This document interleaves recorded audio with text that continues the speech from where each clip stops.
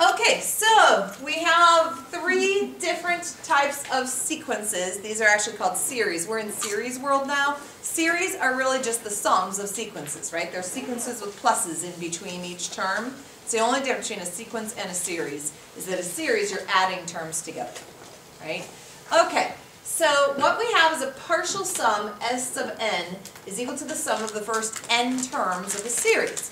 So for the first one, so like this right here, number 1, that would be S sub 1, right? 4 would be S sub 2, right? This would be S sub 3, S sub 4, S sub 5.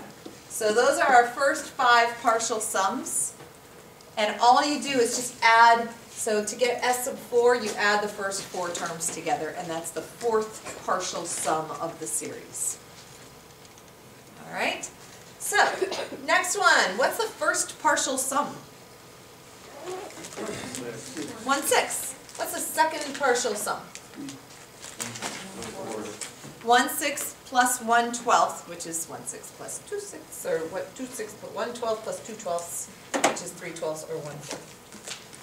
Get my smartboard thing together. Good. Okay, and then you get 3/10, 1/3, 5/14, right? And you're just adding. And it's not so bad once you kind of get into the flow, because you get the second, and then to get a third, you just add it to the last one you got, right? To get the fourth, you just add that to the last one you got. Okay, last one. So we have -1 to the n plus 1 over n factorial. So we have the first term would be -1 to the second or +1 over 1 factorial, which is 1. So the first term is just 1, right? So S sub 1 and A sub 1 will always be the same, right? You're just adding the first term. Okay, so then after that, you get, when you plug in a 2, you get -1 over 2 factorial, which is 2. So you end up getting 1 minus a half, which is a half. And then you have 1 minus a half plus a 1/6, right? And then 1 minus a half plus a 1/6 minus a 24th. And it just keeps. There you go. Any questions on partial sums? Is that okay? Because this is in your homework tonight. It's like an intro. Good. All right, moving on. So, big slide. Today we are going to start talking about convergence of series. We will be doing series convergence for the next 5 lessons. So 9-2A, 9-2B, 9-3, 9-4, 9-5. Oh, nope, 7 lessons, because then 9-6A and 9-6B. Yay. So we got series convergence to take us to the middle of next week. We have, on your spreadsheet, you have 10 tests for series convergence. We're going to learn 3 of them today, right? Tomorrow is really just kind of a review of, well, it really makes it harder. But tomorrow is like taking today up a little notch, but no new tests. And then after that, we'll learn at least 1 new test just about every day. Okay, so at the end of this lesson, you'll be able to determine if a geometric or telescoping series converges or diverges, and find an infinite sum of a geometric series, which you've done before in the past, sometime, probably Algebra 2. Not sure. Okay, so, definition. If the sequence of partial sums of a series converges, then the infinite sum of the series converges. So, this is different from what you learned before. I'm going to take it out of total board log for a minute. When we were talking about sequences, sequences are easy. If the limit exists, the sequence converges, you're done, right? For series, you have to determine if you were to make a sequence out of all the partial sums, if that sequence converges, then the series converges. That is not always an easy thing to do, nor is it an efficient way of finding if the series converges, but that is basically what is meant by series convergence. Series convergence is determined if the sequence of partial sums of the series converges. Then the series converges. Yeah. So, our first test. Here we go. Da, da, da, da, da. It's called the Nth Term Test for Divergence. This is the only test out of all 10, the only test that is specifically a test for divergence and does not have anything to do with determining convergence. But it's a great test to start with. As we work through all these different types of series, going back to the nth term test, whenever you start a problem, just take that fraction of a moment in your mind and make sure that the function passes the nth term test. Because if the nth term test applies and the series diverges, you're just done. You can stop.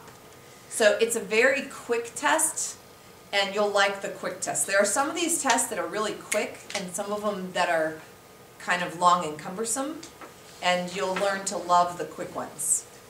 So this is a quick test, and here's what it says. If you look at the argument of the sum, the function that you are summing, if the limit of that function or sequence, if the limit of that does not equal 0, automatically the series diverges and you're done. It has to equal 0, not just exist, it has to be 0. Otherwise the series diverges. Now, this is not a biconditional theorem, meaning if the limit does equal 0, that does not mean the series converges. All it means is that it doesn't not necessarily diverge. I didn't say that right. So anyway, if the limit is not 0, the series definitely diverges. If the limit is 0, this theorem is inconclusive. We'll put it that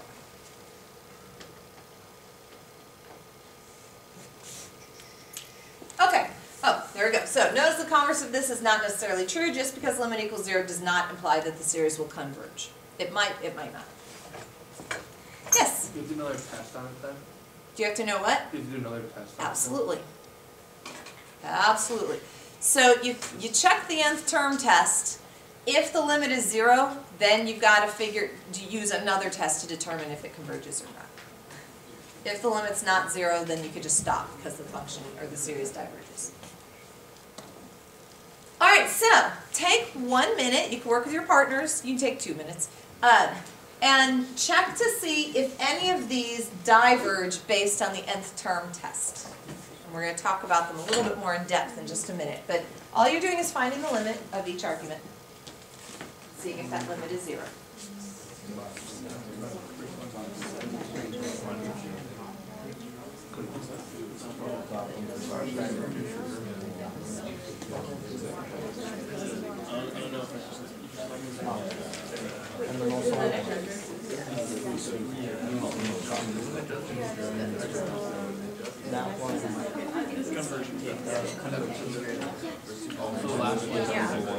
Or doesn't diverge. Sorry. The first two diverge, the last one diverge.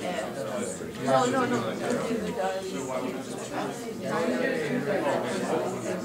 If it doesn't equal 0, then And then 3. So it's saying if the limit doesn't equal 0,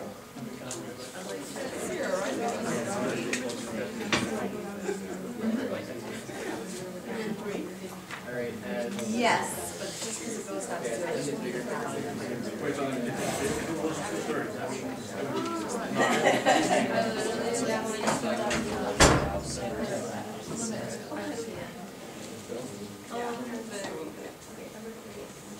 diverge.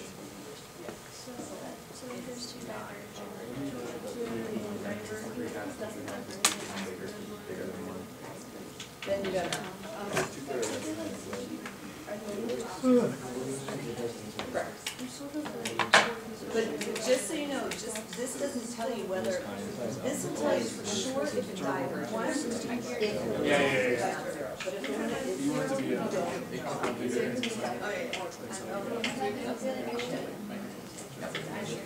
One or the other. They are mutually exclusive. To use another math term. Yes. What does it mean? It means that the sum will not approach a specific sum. For sure you can stick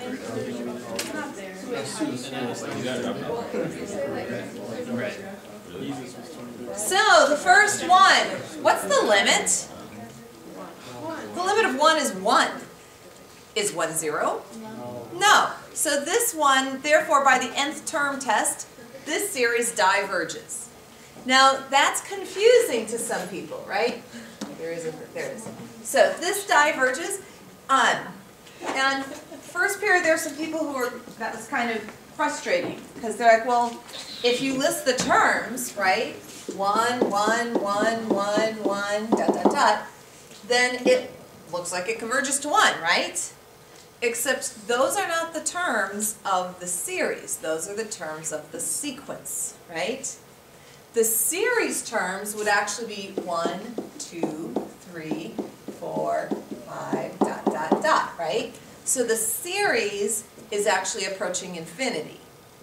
See the difference? So the sequence might converge, but the series diverges. All right? Okay. All right, so the next one, converge or diverge? Diverge. This one, the limit as n approaches infinity of 3 halves to the n is infinity. 3 halves. Any number bigger than 1 to the infinity is infinity, right? So when you get less than 1, that's when it's different. But any number bigger than 1 to the infinity is infinity. So this one diverges. What about the last one? What's the limit? 0. The limit is 0. So does it converge? We don't know. We don't know. So the limit is 0. So that means we just don't know if this is going to diverge or if it's going to converge. We are going to learn a test in a few days to determine it. Oh, we got to look forward to this one. So, hey, does anyone have a guess? This is going to converge or diverge? So you'd get 1 plus a half plus a third plus a fourth plus a fifth. It's going to converge. Anyone say diverge? Who says converge? Okay, who says diverge? Only 2 people say, 3 people say diverge. It does diverge. Yeah. So, yeah, this one, and actually this is a special series. It's called the Harmonic Series because these are the ratios that are used in music, right? So, to determine scales. So anyway, yeah, this one diverges. But you know what's really annoying is 1 over n squared converges. All right. We'll learn why later. Okay, it's time to talk about a type of series that you have actually done in the past. Blast from the past, geometric series. So a geometric series is of the form a times r to the n. A is any constant, r is a constant, n is really your input. So you have constant times constant to the n. This series will converge to a over 1 minus r as long as the number being raised to the power, which we're calling r. Does anyone remember what r stands for? Ratio. Stands for your common ratio, right? Yeah, as long as r, the absolute value of r is less than 1. It can be positive, it can be negative, but the number has to be between -1 and 1 for these series to converge. And it will converge to the sum of the infinite geometric series, which is a over 1 minus r. There's a gotcha on this. In order for this formula to work for your sum, your n has to start at 0. So if your n starts at 1 or any other number, the series will still converge, but the formula won't work to find out what number it converges to. You have to reset your sum to start with 0, and I will show you how to do that. All right, so yes, and that's exactly what I'm saying right now. A lot of sums a lot of the tests that you have to use deal with sums that start with 1. A few of them deal with sums that start with 0. A lot of them don't matter. This one, it doesn't matter for convergence what it starts with. It only matters if they ask you to actually find the sum. Then you have to make sure that you've got a 0 here. And it's going to sound silly, but here's how I remember that geometric series have to start with 0, is I think looks like 0. Geometric, right? Okay, so anyway, that's how I remember. But you can remember however you want. But geometric series, you have to start with 0 in order for that sum formula to work. All right, so let's do an example. So I'm going to walk you through this, and then I'm going to give you some to try. So first we're going to rewrite this as a sum starting from n equals 0, and then we're going to find the sum. To write a sigma notation series so that it starts at 0, what you want to do is find what the true initial term of the series would be.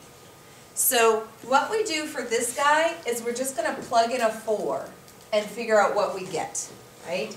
So if we were to plug in a 4, we get 45 times negative 2/3 to the 4th. So you end up with 45 times negative 2 to the 4th is positive 16. That's a hiccup. And then 3 to the 4th, anyone know? 81. So you get 45 times 16 over 81. This reduces. And so you get 80/9, right? Okay, so this now becomes our new first term, and then you just rewrite the sum with that as your first term starting at 0. So it's really easy to rewrite a sum. You just plug in whatever number is here to figure out your starting term and replace with that. Think about if you try the numbers, you'll see it works. If we were to plug in a 0, we'd get 80/9 times negative 2/3 to 0, which is 80/9, which would be our first term. The next term would be 80/9 times negative 2/3, which it would also be up here, right? The next term would be 80/9 times negative 2/3 squared, which it would be up here. You just keep going. Okay? Is that okay with everyone? Okay, good. So we got our sum. Now, first of all, just tell me this. Looking at this, does this sum converge or diverge? How do you know it converges? Because the thing to the power is less than 1 if you take it as its value. Right, because your common ratio, the absolute value of your common ratio is less than 1. Right? So the number being raised to the power, you recall it the common ratio, as long as the absolute value of that is less than 1, then it's going to converge. And to find the actual sum,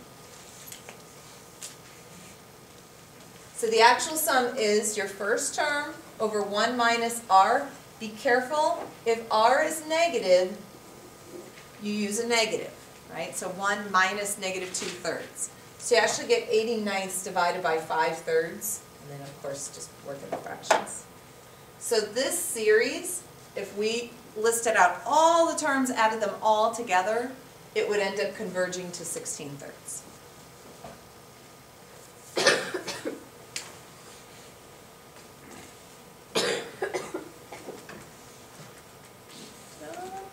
Everyone good?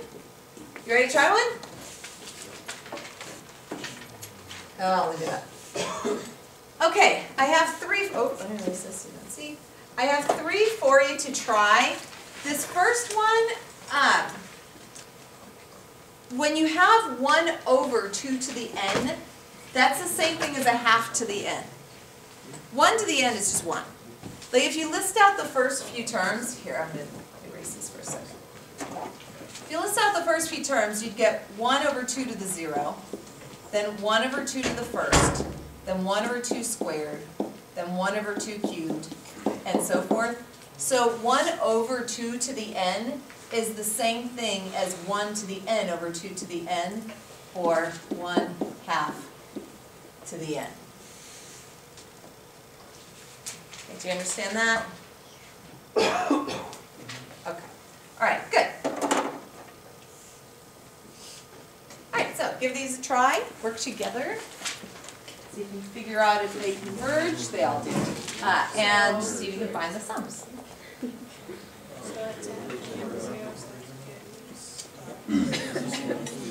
Call me over if you need help. I'm sure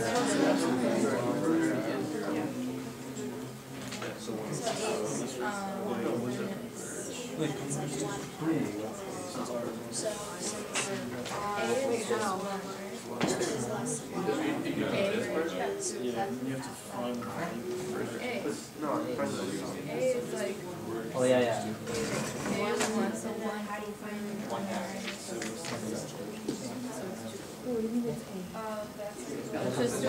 Oh, sorry.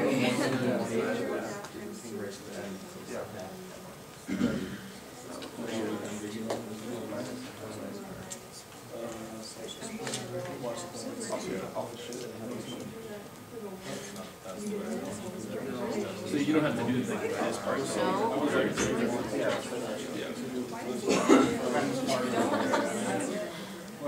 Okay, do done figure it out.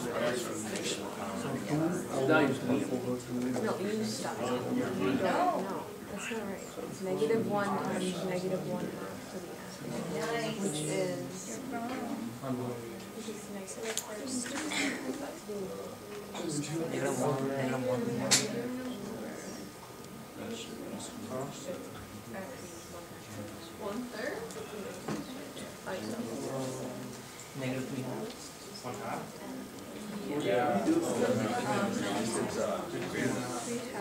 It doesn't apply to series diagrams.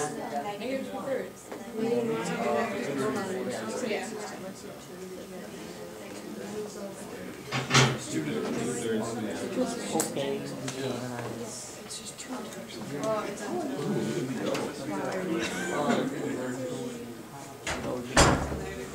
2 squared, 2/3 squared.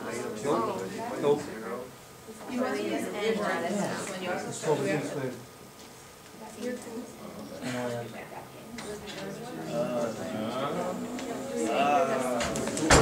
yeah, we can make it.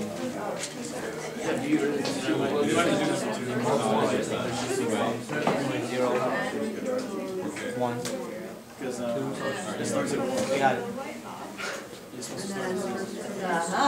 Very good. I'm so smart.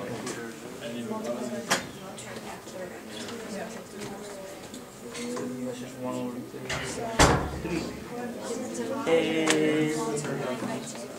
Did you do the last one? Yeah. 3 guys. Yeah, very good. Yeah, Fantastic. yeah, but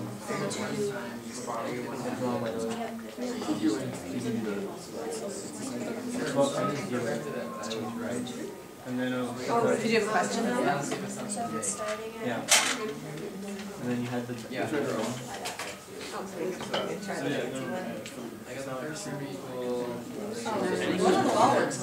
I don't even sure what People seem to love it.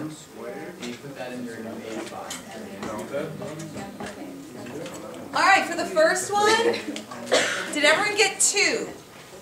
Are there any questions on that first series? Everyone's pretty okay with that? The second one, there was a little gotcha because it started at 1. So you had to rewrite it. It ends up actually converging to -2/3. Did you actually? You want me to walk you through? Absolutely. So, when you rewrite your sum, and I'm just going to apologize in advance in this unit if my sigmas don't look great. Anyway, so we plug in a 1, so we get 2 times -1/2, which is -1, times -1/2 to the n. So that's how we rewrite our sequence. So our sum is equal to the number out front over 1 minus -1/2. Okay. All right.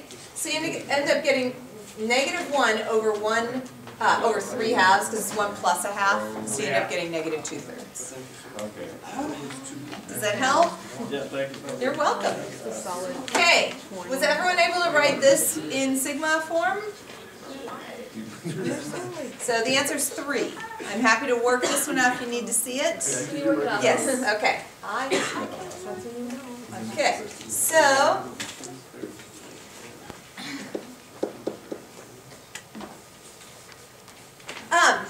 since our first term is just 1, and it's, what are we multiplying by to get from each term to the next? 2/3, right? So we're going to have a 2/3 to the n, and if you just check and plug in a 0, so our 0th term is 2/3 to 0, which is 1. 2/3 to the first is 2/3, so the number up front is just 1. So we end up with 1 over 1 minus 2/3, that's a 3. 1 over 1 minus 2/3, which is 1 over a third.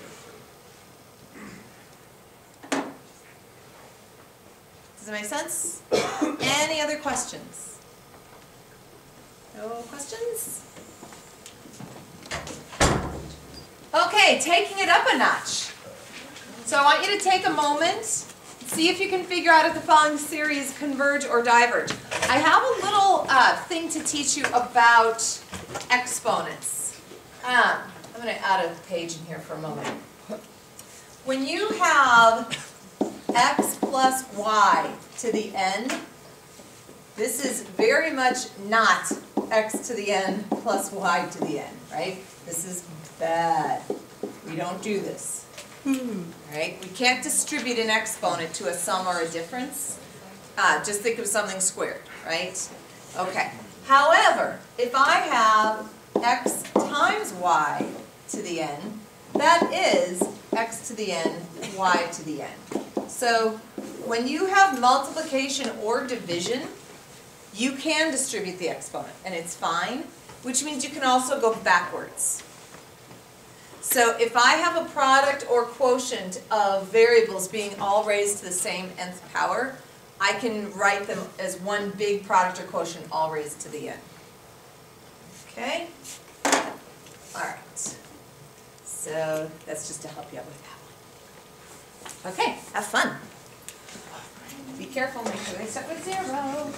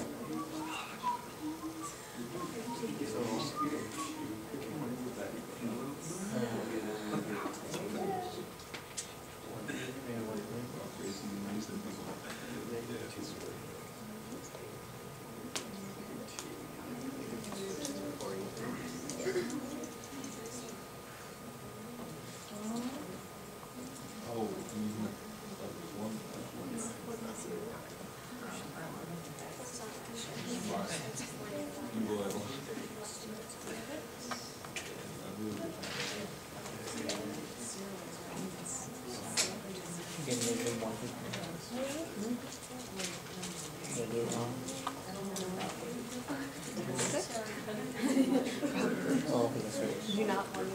I didn't. How do you It's not negative. Do you need a hint? No.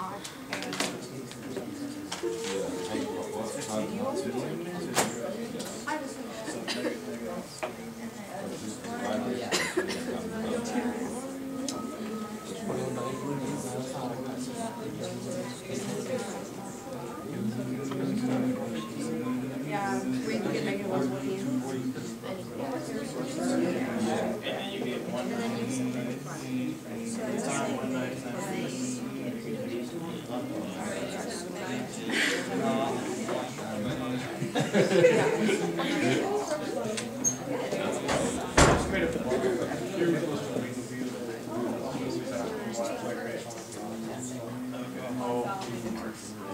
Yeah, I watched Mark. Fantastic. Got perfect first one.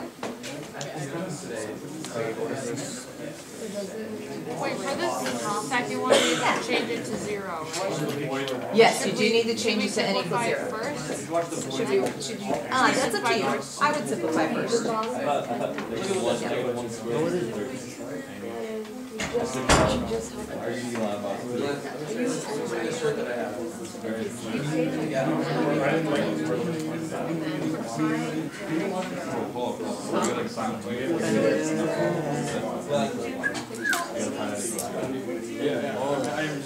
Yeah, I saw that.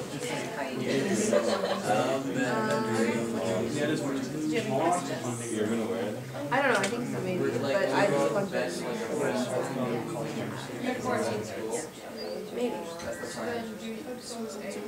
I would make it flag out of that from 2 football games.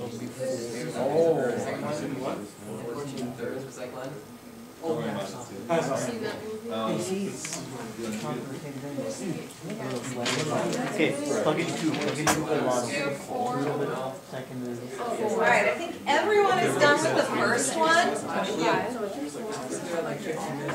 and I'm pretty sure I saw just about everyone's answer. So would it be 4 over 10? Yep, got it. 10. 10. You don't have that parentheses. Welcome to We're glad to have you. Oh, you're at 190 here instead of a 30. Okay. because when I Oh, you were looking at there. Yeah. Yep. I was like, I knew there was a 9 somewhere. That didn't just come out of nowhere. Yep. I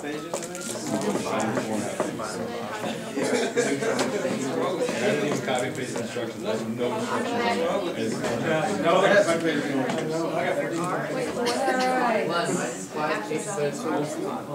Mine don't have any folder instructions. There's 4 pages of it. It wasn't that serious. Don't know what I did. Hold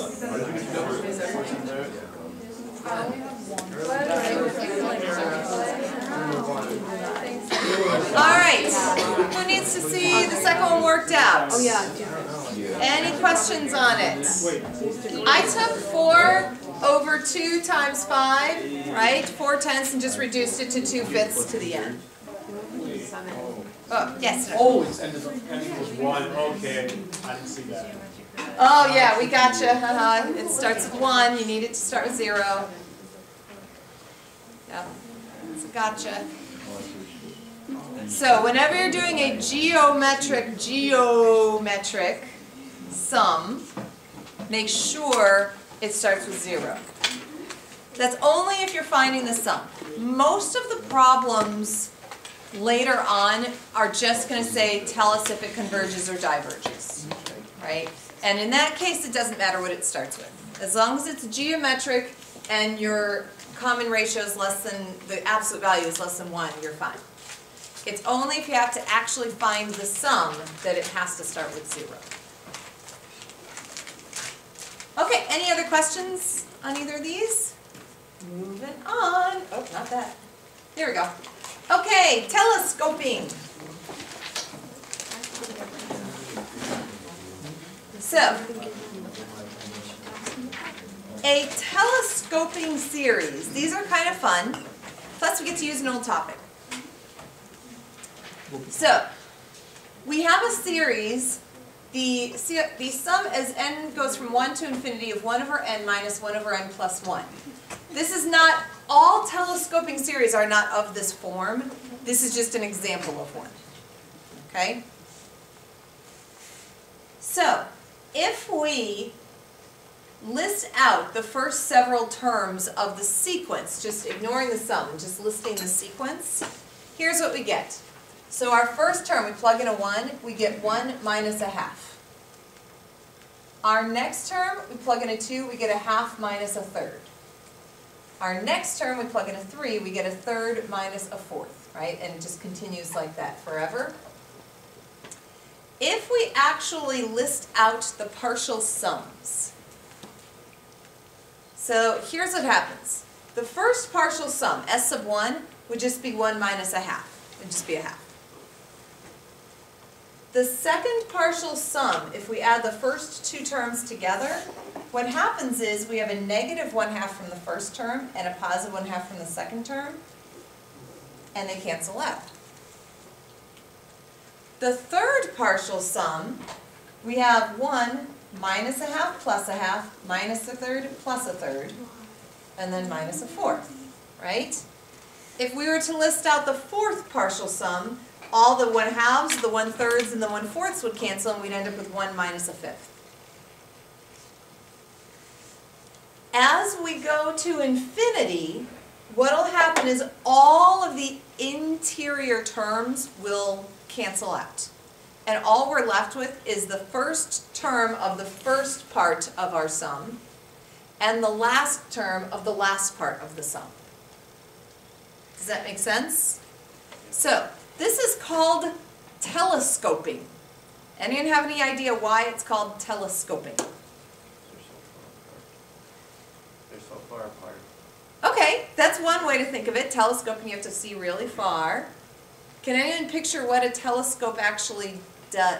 Yes, Taryn? There's like a lens at the beginning and the end. Okay, there's a lens at the beginning and there's a lens at the end. You got the first term, you got the last term. Okay, and now that's actually, both of you, very good ties, and there's one really good thing that a telescope does. Sees things from afar, yeah. Makes things bigger. Everyone's thinking in terms of the functionality. Oh, did you hear Bethany? Yeah, the telescope itself as an instrument, not the function of it, but the actual telescope itself collapses, right? You ever used a telescope, right? It's in sections, right? You pull it out. Do you know what I'm talking about? Oh, yeah. And so when you want to store it, you collapse it down, right? So you got the first lens and you got the far away lens, right? But then the telescope collapses down and you just got the beginning and the end and you're done, right? Nothing in the middle. So that's why it's called telescoping, because the whole middle section collapses. All right, so this is called a telescoping series because all of the middle terms collapse, so that each sum is just a combination of the first part of the first term and the last part of the last term. Now you have to be careful about this, because it's not, there are telescoping series where it's not just the first part of the first term and the last part of the last term. My best advice to you for telescoping series is make sure you take the time to list out the first several terms, because sometimes it takes, you're a few terms in before things start canceling. So, okay, if the series converges, the sum will be as follows. It'll be your a sub 1 minus the limit as n approaches infinity of b sub n. Okay, so for our last example, the sum, we had this as our telescoping series. So the first term from the first part of the series was 1, and then the limit as n approaches infinity of the second part of the series actually goes to 0, so you end up with 1 minus 0, and the sum is 1. Because everything in between cancels out. And you're left with 1 minus 1 over infinity, which is, the 1 over infinity goes to 0, and it's just 1. All right, we're going to try some. Yes, yes we are. Okay, now, these are fun because a lot of telescoping series don't just look like telescoping when you look at them. Sometimes they just look like a regular old series and you don't know what to do, and then you think, hey, this denominator factors. I bet we could break this up using partial fraction decomposition. Right? I'm not kidding. Very serious. Right? So, what we're going to do with this problem is we're going to factor the bottom and see if we can rewrite it as partial fractions. Right? So everyone take a minute. Find A and B.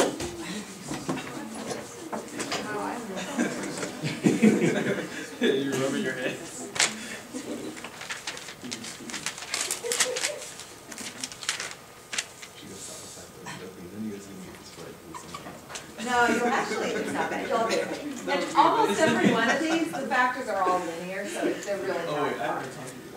And last unit, you guys said that you loved partial fractions. It's just like the less terrible of all the options. I don't like It's it. just the least terrible of all the options. Well, you get to use the least terrible option again. No, this one is not the least terrible, but it's still, you just wait, once you learn all 10 tests, this one won't feel that bad. Great.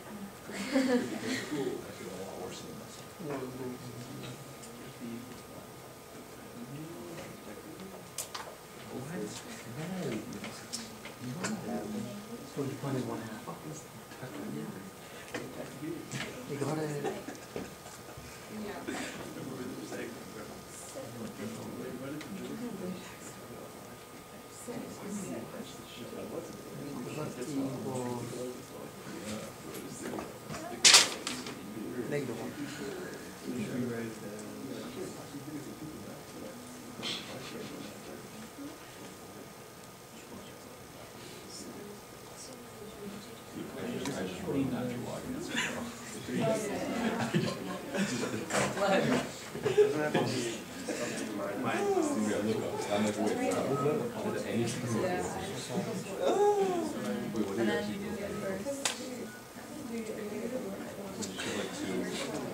Oh yeah.